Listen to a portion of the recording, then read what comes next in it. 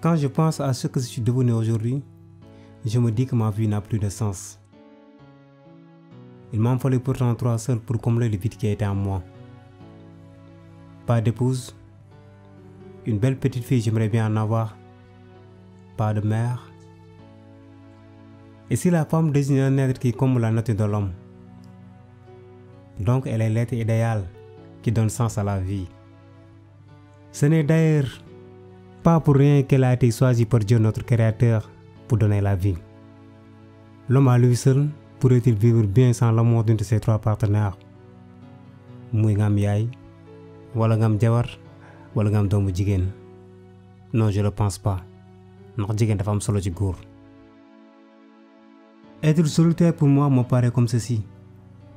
Ce champ battu par les rayons du soleil, cherchant autour de lui les herbes et les arbres, en attendant la saison des pluies pour peut-être refaire son charme. Le fait d'avoir une épouse deviendrait pour moi une façon de remuer l'atmosphère, pleuvoir sur terre pour émerger de nouveaux effets et montrer à la nature ma radicalité. Dans ma religion par exemple, une épouse est la meilleure chose qui nous arrive.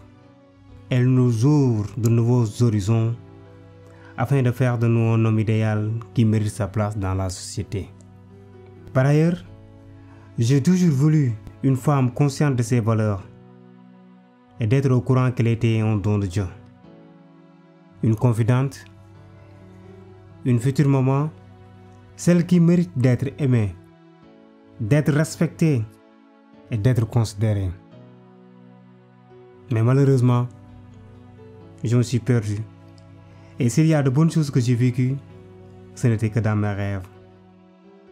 Je vois toujours ce personnage dans son univers harmonieux, un homme à l'abri par l'essence d'une vie équilibrée, à qui son rôle n'était pas tout simplement de voir sa femme rester à la maison ou de se limiter au foyer, mais de redorer ses objectifs et de faire de lui un homme, une icône sociale. En tout cas, une épouse, franchement, c'est sacré. La maman, elle, gère une communauté, c'est-à-dire elle joue le rôle d'une régulatrice. Vu dans son environnement familial, le comportement du père et de ses fils diffère, donc elle a une relation particulière avec chacun. Par exemple, Dieu fait des prophètes, des anges et même des personnes anormales, mais une mère pour sa famille, elle se bat pour la réussite de tous. Elle est le paradis.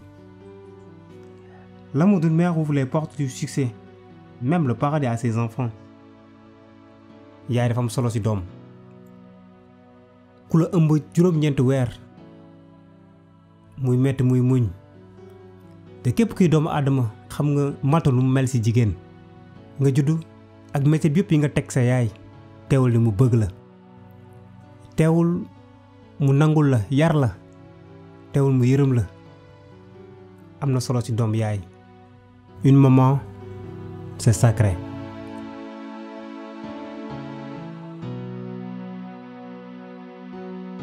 Et aussi avoir une fille, c'est marquer sa propre existence dans les cieux.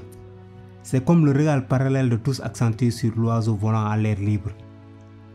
Dans certaines religions révélées, l'oiseau symbolise l'immortalité de nos âmes et représente les anges. En résumé, les oiseaux sont le symbole suprême de la liberté divine.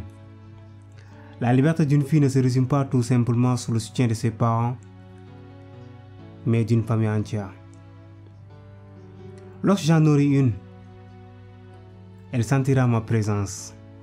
Je serai son serviteur, son protecteur, son homme en tout cas.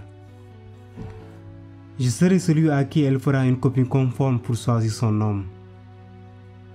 Je lui transmettrai mes traditions, mes valeurs. Je ferai d'elle un exemple de son temps et lui faire suivre les pas de mon adorée épouse pour qu'elle puisse à son tour éduquer, car elle deviendra non seulement épouse, mais mère. Góor pour mu mën a defaru ci àddunaam, jigéen mënu see ñàkk. moo tax dafa mel ni góor instrument la te jigéen moo koy xalamal. sa xalam balaa moo gën a mën a neex nga am yëg-yëgu dund fii ci duniya ak ci àlaaxira foog yàlla defal la ñetti mbaax, muy mbëggeelu yaay, muy sa mbëggeelu jabar ak sa mbëggeelu doom ju jigéen.